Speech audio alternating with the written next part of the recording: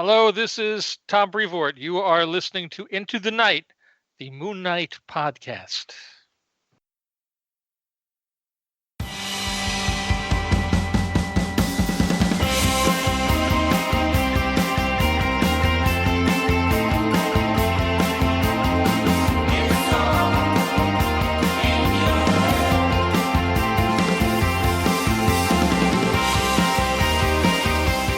Yes, welcome back, Looney listeners. You are listening to Into the Night, the Moon Knight podcast. This is episode 183, and you are with your High Priest of Khonshu, Ray.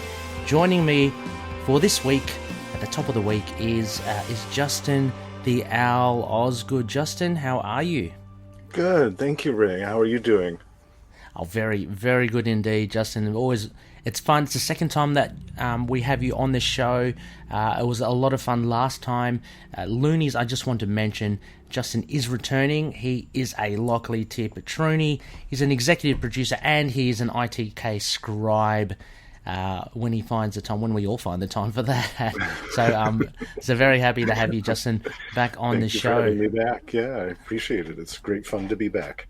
Yeah, and so Loonies, to kick off, this is a new year, 2021. As you probably heard last week, the format has changed a bit. So this episode is dropping a bit earlier in the week, and what we'll be doing for this episode is an idle chat, as always.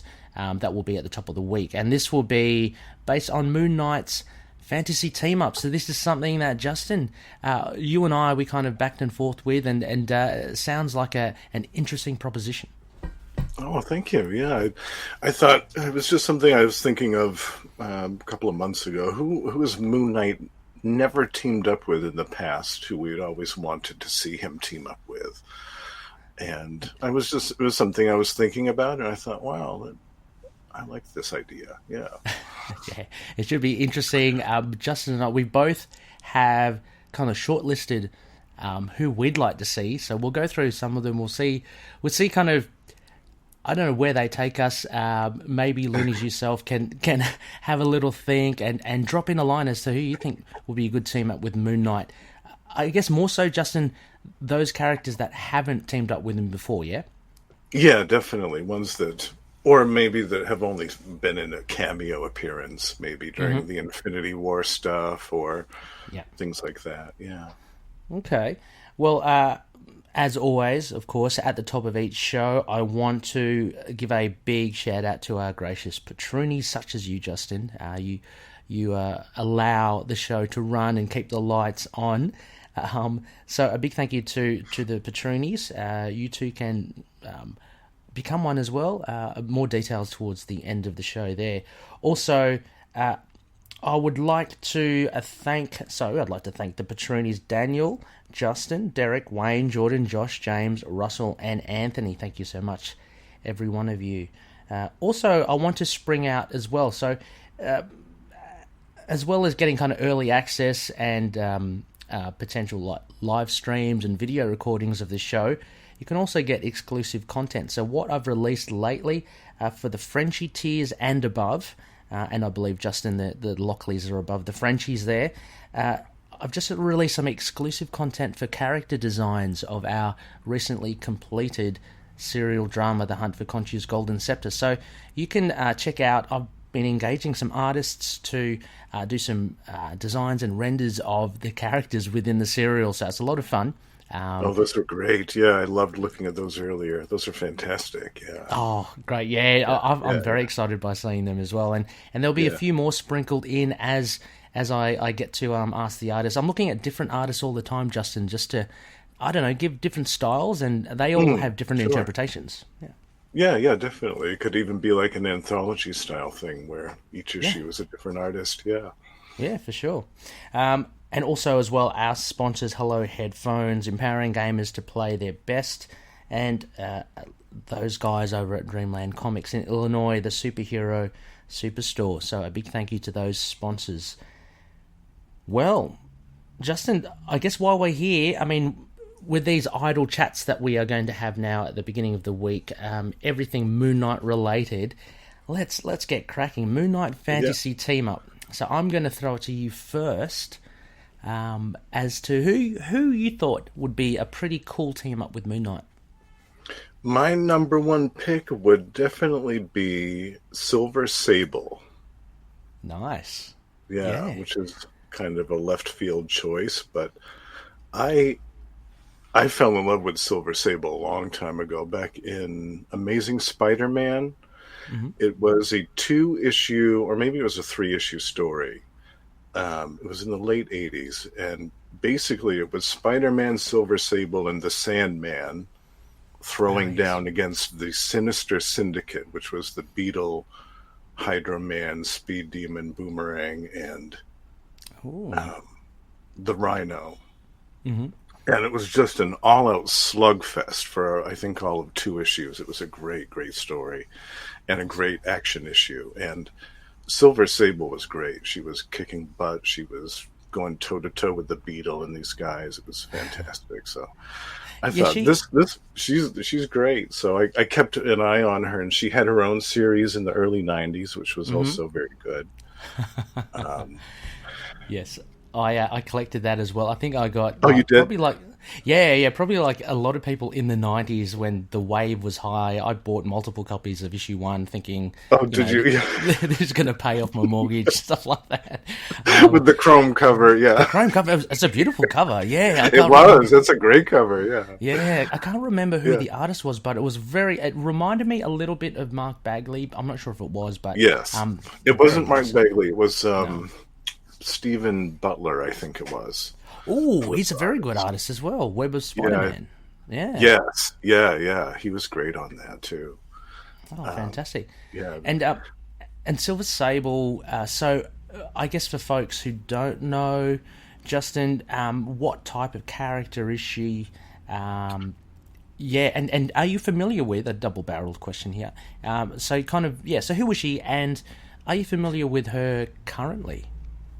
Not currently, actually, yeah. So if you have any info on there, I'd love to hear it. But so she's basically a mercenary, which is kind of where the idea to team her up with Moon Knight came in. Her dad had a crew of Nazi hunters, and she kind of inherited that crew when he died or went missing or something. And so she became kind of the world's top mercenary, and was taking down all these war criminals and terrorists and, low caliber supervillains and things like that. Mm-hmm. So I always thought it would be cool if, her mercenary ways kind of got her entangled with Mark someday, who took umbrance with the fact with what she was doing. Saying, well, the mercenary life, that sucks, all that type of stuff. Or maybe also a family tie. I thought another way they could tie it in would be to have a distant relative of Mark's be part of the original wild pack that Silver's dad ran in Europe, hunting down the Nazis and stuff. And maybe he gets involved through the story that way. I thought that would be an interesting idea for a story, maybe, but she kind of fell off the radar, I think, somewhere in the mid-2000s. Yeah. So what's she up to these days? Yeah, it's so weird, though, because, as you say, she did seem to have a bit of a presence in the 80s and the 90s. And what surprises me was that Sony were thinking of, as cool as a character as she is, Sony were thinking of making a movie about her with the Black Cat. I saw that, Silver and Black or something like that. Yeah, which is a very strange, I guess, character to choose. I guess she is associated with Spider-Man. She goes back in history with Spider-Man. So that kind of makes sense. But she'd been kind of floating around and like missing. There was one, it was around the Marvel Legacy period where they were, re-releasing, or I can't even remember that event. I got the that double-sized issue, but there were these one-shots, and one of them was Silver Sable. And to me, I think that was probably my favorite of the one-shots. They're collected now as well. You can get a trade. But cool. As for what she's doing now, I've read little bits of. I'm catching up on my Amazing Spider-Man. She actually got viciously injured and disfigured in a battle. Yeah, in a battle with Rhino, But that was actually a secret for a long time. So she actually had an LMD going around, as Silver Sable. Wow. And it was only, and I don't know how long that stretched for. Like, I don't know the time period. But in the Nick Spencer run of Amazing Spider-Man, it's revealed because Teresa Parker, Peter Parker's sister, she was after, I think, the Foreigner. And the Foreigner is an Amazing Spider-Man villain. He was going out with Silver Sable. They actually used to be married, yeah. Oh, okay, so there is a history, yep. Yeah, Silver Sable in the Foreigner, yeah. Okay, so this is all tying in. So anyway, so Silver Sable and the Foreigner, they come up against Peter Parker and his sister, and something happens, and I think Teresa, she blows the head off Silver Sable, and it turns out to be a robot, and Spider-Man's going, I hope you knew that was an LMD, and I guess we don't know whether she did or not, but it's revealed, and then. Yeah, then we find, as you do, Silver Sable's in a van close by, and she kind of says, "Oh, look, here I am," and she's actually bedridden. She's horribly burnt. She got burnt in this event. I can't even remember which issues was it, but it was against a rhino, and she was left for dead, and it seemed that she was dead, but she actually survived it. Yeah. So that's how she's going. So she's got a bit of a back history there. Yeah, she's had a rough go of it recently from the sounds of it. Poor Silver. Jeez, yikes. Yeah, and it's interesting that you mentioned, I guess, the thing about her being a mercenary, because to me, and again, I don't have the full facts, she seems a lot more than just a mercenary now. She seems almost like an ambassador or a high figure for, is it Simcaria? Yeah, Simcaria, that she was kind of like the breadwinner for the whole nation with all of her mercenary exploits, or at least that's how they tried to explain it away, like that she was like she funded everything in the country by doing her mercenary stuff, which I thought was kind of weird, but that's okay. We won't question it. It's Marvel. No, for sure. No, she's a good choice. I think she's great. The mercenary, and she can handle herself. It's funny, we're talking about the Silver and Black, that Sony movie. You could almost call that a Moon Knight movie as well. Totally, Jet definitely. Silver and Black. So, yeah, absolutely. Yeah, and also I think they look really cool, like on an aesthetic, on a visual standpoint. I think they look really cool together, and I could see them also getting into a fight and trying to outdo each other with their throwing weapons, because, Moon Knight has his crescent darts, and she has her throwing chais, which are those bladed throwing weapons. I can see them easily trying to outdo each other with those. They have like a throw-off. Right. Yeah, definitely. That'd be cool. Well, look, she's a great pick. I think she'd do really well. I'd be interested to see, how they would fare. Just moving into kind of segueing into one of mine. Who's your pick? Yeah, who's your pick? Yeah. Right? Well, mine's very similar kind of to yours in Silver Sable. I picked Domino out of all people. Oh, very cool. I thought she'd be pretty cool. She has a mercenary tendencies. She's very kind of street level. She's not your flamboyant mutant, so to speak. Like, she hasn't got optic blasts or ice powers and stuff like that. She it's very subtle with her luck powers, which I think is pretty cool. Very cool, yeah. Yeah, look, and this is coming off the back of, as well, I really did love the double run that Gail Simone had for Domino. For me, she made her a really kind of really interesting character, so she doesn't have any like mental issues that Moon Knight had, but she does have a lot of baggage as well, I guess. And in the Gail Simone run, it was to do, I think, with her powers. It's she has good luck powers. So for those that don't know, she's a mutant. Hung around Cable a lot in the 90s, and featured in Deadpool too. She's in that, and she has these luck powers which allow her to do stuff that normal people wouldn't, because for some reason luck is with her. They turned that around in the Gail Simone run, I think, with, and it's been a while since I read it, but I'm just going off the top of my head here, that her powers, she was unknowingly projecting it outwards and creating a lot of bad luck for other people. I guess. Oh, no kidding. Yeah, so by default, she was getting good luck because a lot of people were getting a lot of bad luck. So, well, that kind of makes sense. Yeah. yeah. Was that a standalone Domino series, or was that like an X-Force, or was that? Oh no, yeah, a standalone, really good. Oh. Yeah, so two separate runs. There was a little break between the two. I think they were 6 issues each. So that kind of 2 arcs. Miniseries, yeah. Yeah, miniseries, and she teams up with Diamondback and nice. Yeah, really cool. And they're kind of like best buddies now. And there's cool. And there's a third. I was hoping Diamondback was still around. That's great to hear. I like her as well because she's nothing flash. She only has her throwing diamonds and explosions as well. That's about it. Yeah. And there's this other character I can't for the life of me remember her. She's kind of southern, and she has a cowboy hat, and she's always in these like tight shorts. But she's like super strong. Anyway, so she's the third member of the trio of friends. I see. Okay. But yeah, it was really fun, and I don't know, just putting her up against Moon Knight, who I guess he's got the. You could argue he's got the worst luck. So it's like, well, okay, well, let's pit him up against someone that controls luck.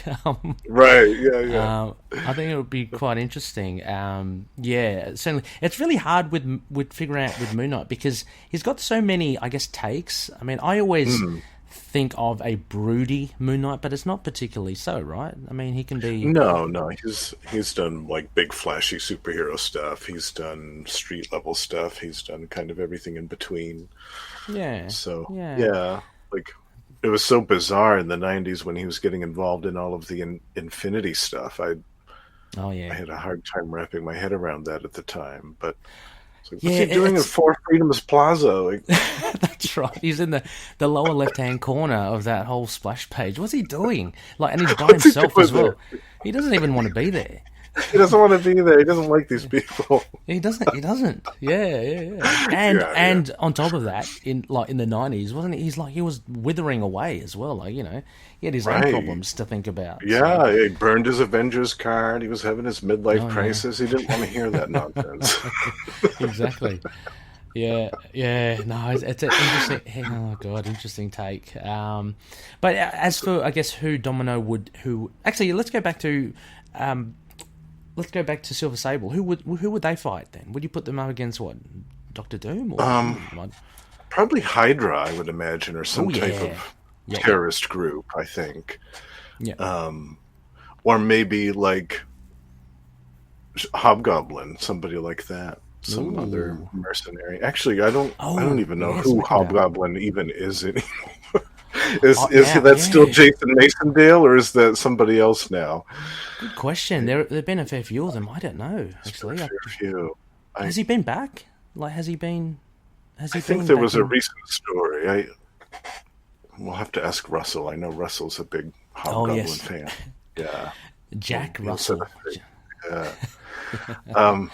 I don't know. Some type of villain like that, a mercenary type of villain, I could see Sable going after and then getting Mark entwined with. But what about Domino? What type of villain? Maybe a mutant villain? I thought it would be fun to... I know it's very tropey. X-Force have used them a lot. I'd like to see Domino go up with Moon Knight against Black Tom Cassidy and maybe Juggernaut or Juggy. Oh.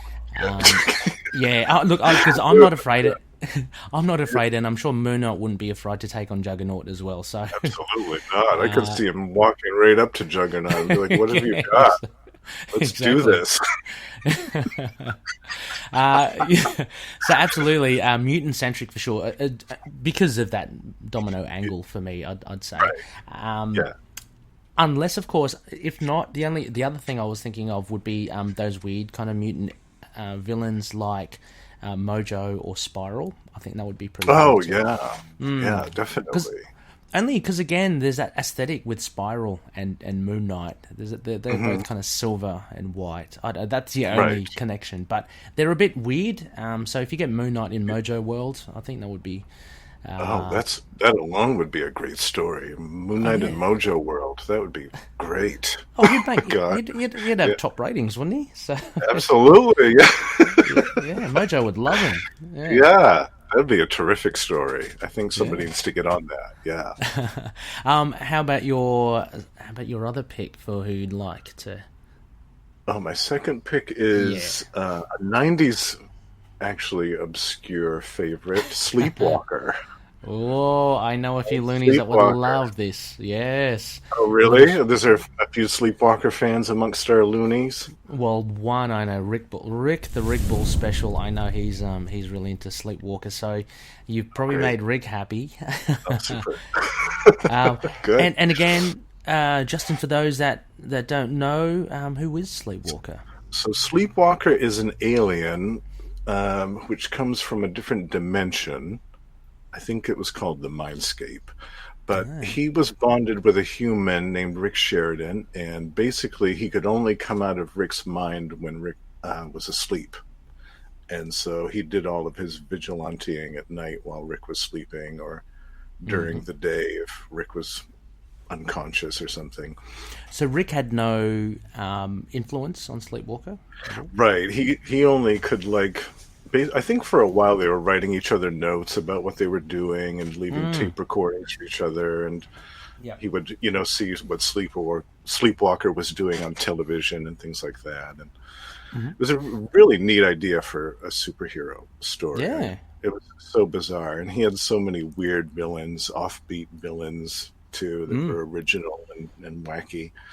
It's a great little series. If anybody hasn't read it, I definitely recommend that one. Oh, yeah. I'll have to have a look. I'm hoping it's on Marvel Unlimited, which is probably the best place to catch it. If you are Loonies a subscriber to that, it's a really good service.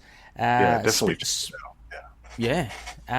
Speaking of villains, then, Justin, as well, who would you pit against Sleepwalker and Moon Knight? Oh, it would have to be Morpheus. Yeah. It's a dream. Yeah. More... Yeah. Morpheus. Yeah. Oh gosh, I was thinking when you said Morpheus, I was thinking in my head Nightmare, but that's even better. Morpheus. Yeah. Morpheus. Even. Yeah. Awesome. Yeah. I was thinking that something would happen with Morpheus attacking, and Moon Knight would get waylaid, or something would happen, and Sleepwalker would be the only one who could go into whatever weird dreamscape Moon Knight was in and haul him out so that they could beat Morpheus. Yeah. That's perfect. That villain is perfect for the that team up because Morpheus has got to be one of my favorite. He's so great. Yeah. Although Russell has swayed me to make Black Spectre a big case. Black Spectre's good too. Yeah, it's hard to pick a favorite among those two, but I just love how weird Morpheus is. It's so bizarre. Yeah, compared to the other ones. And how do you see, what are the dynamics like? What would make it interesting that Sleepwalker and Moon Knight are together? Well, I think because Sleepwalker teamed up with Spider-Man and a couple of other heroes, so he did kind of get his way around the block with the heroes. But I think he'd find Moon Knight very unique, very interesting compared to the other costumed adventurers he encountered. I think he'd find him very interesting. What I was just thinking then, Justin, as well, I know we covered villains, but I was thinking that Warren Ellis story, Sleep, I think it is called, where Moon Knight goes against that kind of mutant spore. There's that dead body under the cupboard, under the floorboards. Yes, I love that.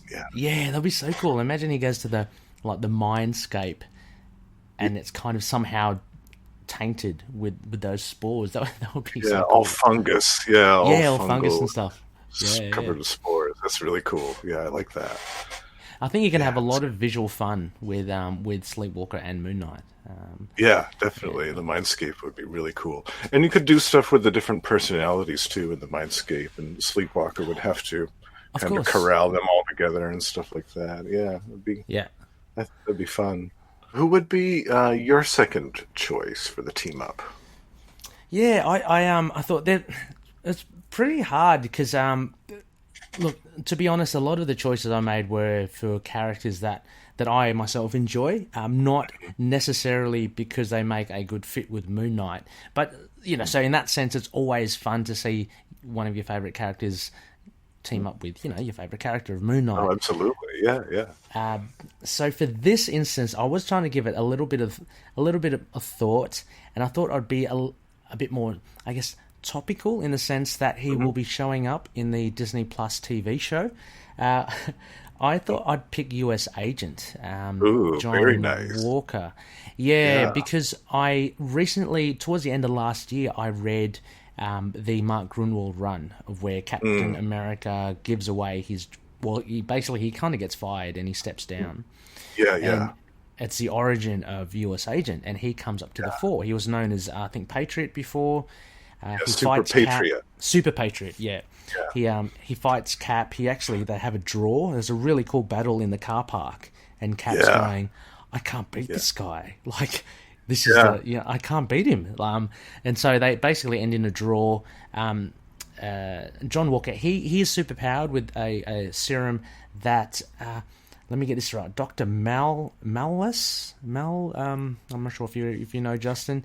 Anyway, he pops up. Power Broker, I think they called it. Yes. Right? Yes. Yeah. The Power Broker, but there's another doctor. I think the doctor worked for him. And he features... He's been in Marvel for years and years. Anyway, so he gives the serum. John Walker, so he can bench press, if you look at it from the geeky handbook point of view, 10 tons. So a lot more than Captain America. Yeah, definitely. But I thought he would be really interesting because he is also a little bit of a loose cannon as well. If you're looking at Moon Knight and US Agent, so it's kind of putting two peas in a pod together. True. And just seeing how they kind of interact. I'm sure it's going to be one of those instances, Justin, when the heroes fight first and then they kind of make peace with each other and fight a common cause. But I just thought... I think John Walker is a fascinating character, a very heavy, very dark. He's almost like really a dark version of Captain America. Absolutely. He gets he sees his parents executed in front of his eyes. His friend was hung in front of him, albeit he survived. And he himself was put with a noose around his neck. So a very dark stuff. Very dark, yeah, super dark. And he ended up killing like all of those guys that did that. He did. Or most of them, I think. Most of them are left winger and right winger. He blew them up. Yeah, he blew them up. Yeah. Very those sadistic way. Dark days in Captain America. They were. I thoroughly enjoyed it. I loved it. I did too.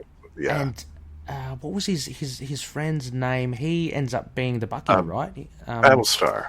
Battlestar, that's it. Yeah.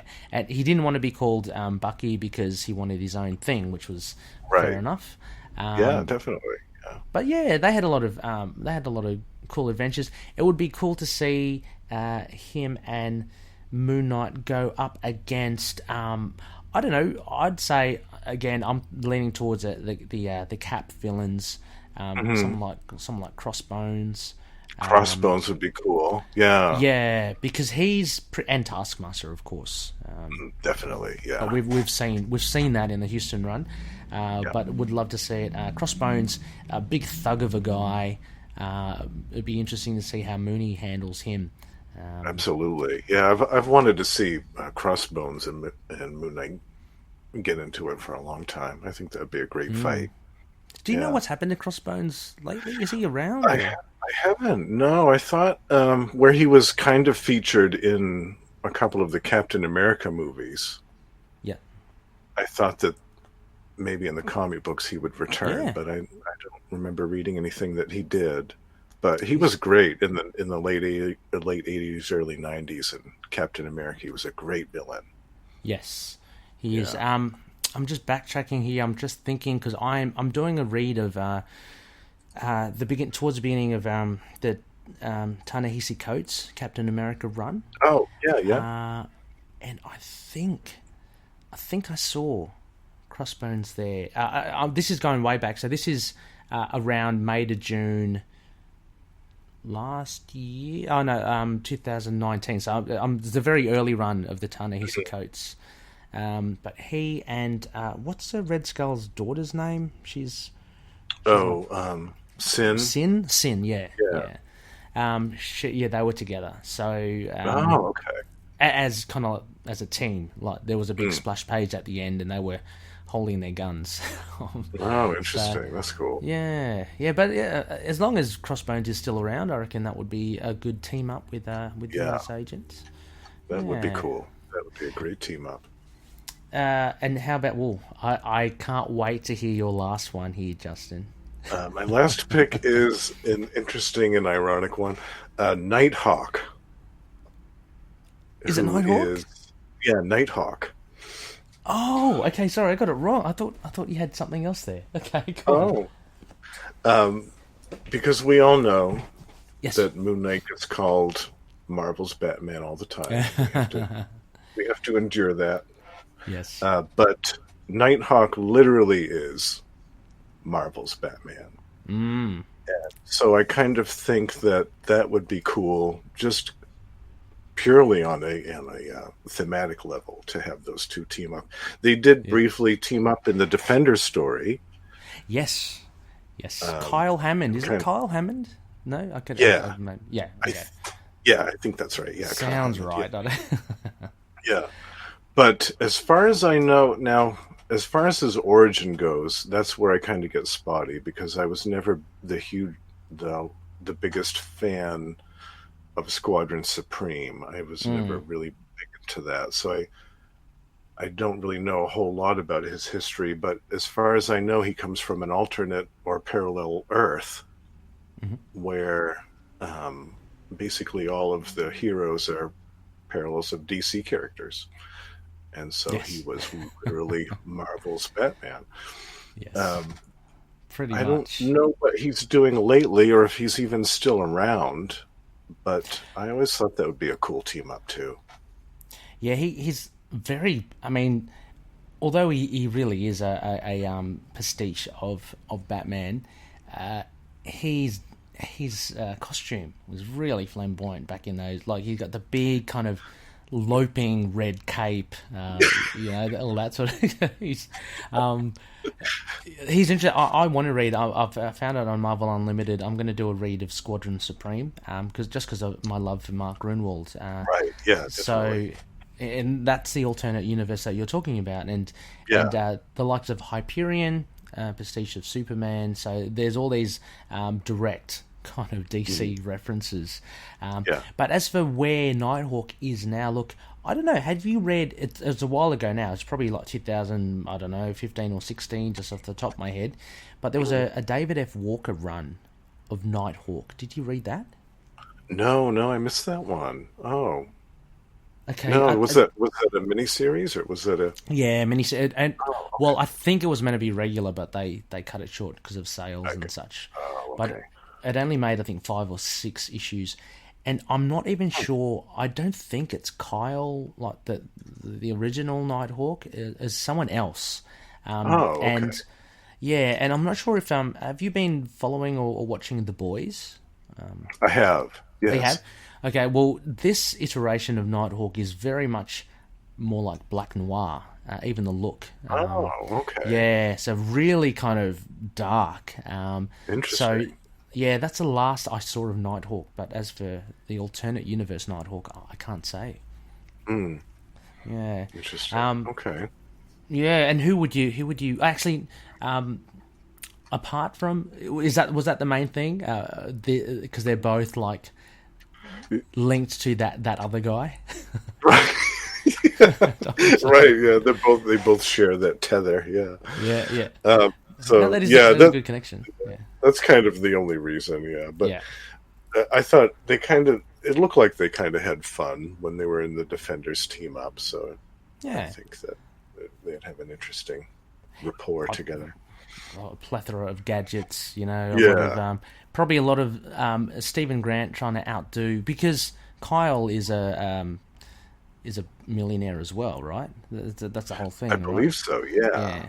So He had his whole secret identity, and he was a businessman and all this stuff. Oh, there you go. So they're probably going to want to outdo each other. So Right, definitely, yeah. Who has Hostile the better? Things like that. Yeah. Exactly.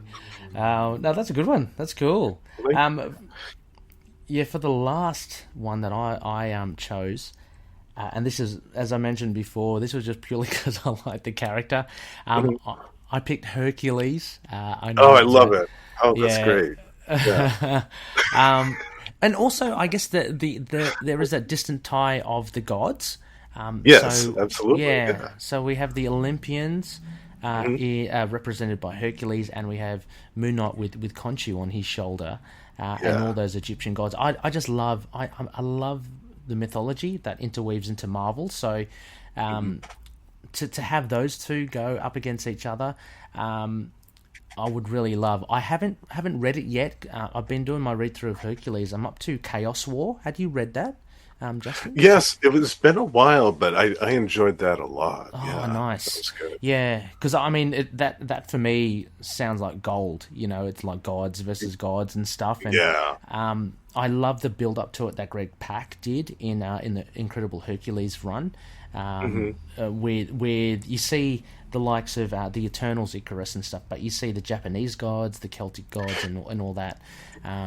Yes, I loved that because you never get to see those pantheons really represented very much at all in the Marvel comics. You get the Asgardians, you get the Olympians, and usually that's pretty much it. So it was nice to see the other ones kind of get a little bit of a spotlight too. Yeah, for sure. We need more of them. So see Hercules, whether or not he is, I'm not drawn too much to his like drunken, manner, which he unfortunately has been lumped with because of his history.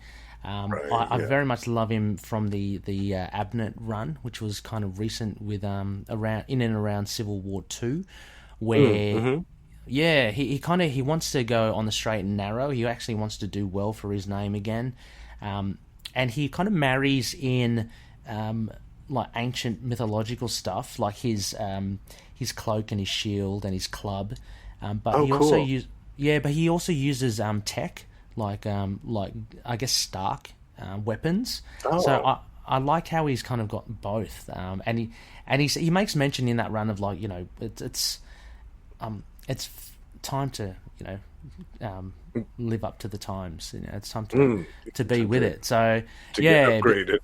To be upgraded, because I think some allies, Gilgamesh, or I think some enemies even comment, why are you using this technology? He goes, well, this is the world that we live in. So I like that take, and I understand he is floating around in the Guardians of the Galaxy at the moment. Cool. So that's really cool. Yeah, the Al Ewing run. I've only read issue 1, where he's seen. It's really cool because I think the Guardians go. These other gods have gone bad, and it turns out that Hercules is captured. He's in the middle of this facility, but it's really cool. The last panel, he's under there, and he goes, "Hi guys." He goes, and he's all restrained. Like he goes, "Hi guys, don't worry, everything's going to be okay now." And I just love that kind of brashness. Like that's great. He's a prisoner. Looks like he'd been tortured. But since I found him, he's going to go, let's rock. Let's do this. Yeah, so, he's just going to shrug it off. Yeah. Did you ever read those? It was basically Hercules in space, I think set in the future. I think it was Marvel Comics Presents. I think I have the ones you're talking about. Bob Layton. Brilliant. Written and drawn by Layton. Yeah. The art, I love it. Yeah. And so that was Hercules. Yeah, he was in his chariot riding in space. He borrowed Apollo's, I think. He borrowed Apollo's. Steeds, and so he's in space, just flying around space. Yeah. Being and Hercules in space. Yeah, Hercules in space, and he's got, and I think this is what the return is. The Guardians. It's back to Cosmic Hercules, which is pretty cool. Oh, that's great. Yeah, and so he has interactions from memory with the Rigelians. He's got a buddy in the Recorder. Remember the Recorder? Oh, yeah. So there's a lot of humor between the two, which is really good. But he was very much a Casanova in that run. I didn't mind it back then. I think that was good. Oh, that's super. I'll have to check that out then. That sounds great. That sounds like absolutely. A really good read. Yeah, absolutely. Well, there you go, Loonies. And we have. Sorry, Justin. Oh, that's okay. Go ahead. Oh no, I was about to say that those are the choices that we have, and it'll be really interesting to hear the Loonies as to who you think would be a good team up with Moon Knight. I mean, he's been teamed up with a lot of people so far, but who would be the more obscure ones? So, just recapping, Justin has mentioned Silver Sable, Sleepwalker, and Nighthawk. I thought you were going for Darkhawk. That's what got me kind of there. So I got in my notes Darkhawk. Clash of the Hawks there, yeah. But Nighthawk as well. So very interesting and entertaining reasons why those were chosen. I went with Domino, US Agent, and Hercules to go with Moon Knight there. I think any one of those would have been very fun to see. But yeah, Justin, a really cool discussion. This was, again, one of Justin's, your topics as well. We're going to have to dive into more of your other topics with these idle chats that we have. Sure. Yeah, I think the next one, on the list was Tigra. Oh, yeah. Yeah, we'll have to have a chat about Tigra.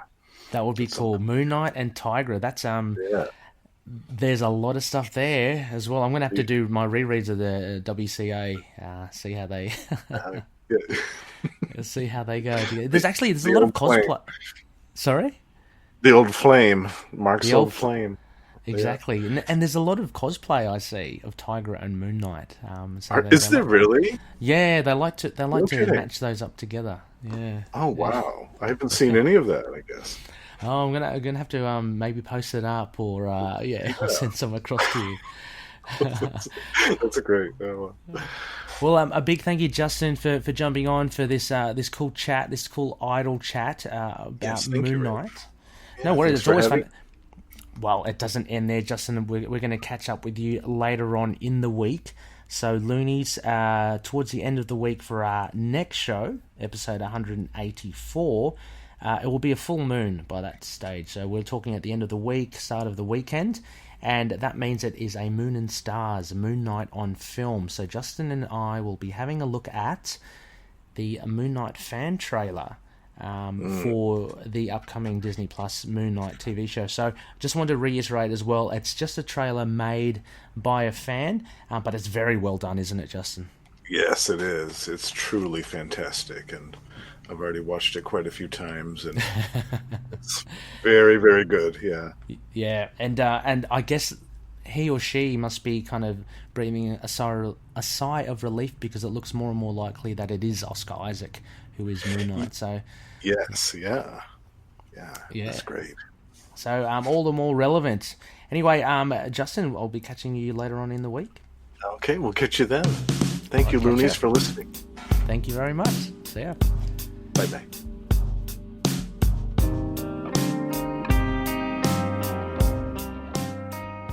Loonies, you can contact us through various social platforms. You can drop us a line on email at itkmoonnight@gmail.com.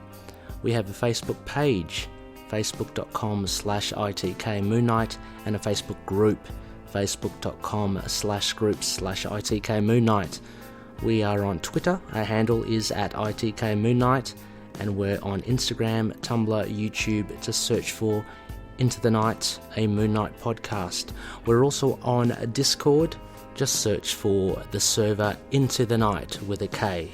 Please leave an iTunes rating or review if you can. It helps us reach other Loonies out there too. Also, if you have any feedback, we also look to improve ourselves and the show. Finally, we're on all good podcast catchers: Apple Podcast, Google Play, Stitcher, Spotify, iHeartRadio, also on Podcoin. Please check us out and share episodes with your friends. Moon Knight and affiliated characters, stories and events are properties of Marvel Characters Incorporated. Materials used and discussed within the podcast are intended for critique and review purposes only under the fair dealing concept of the current Copyright Act. The views, information or opinions expressed during the podcast are solely those of the individuals involved and do not necessarily represent those of the copyright owners.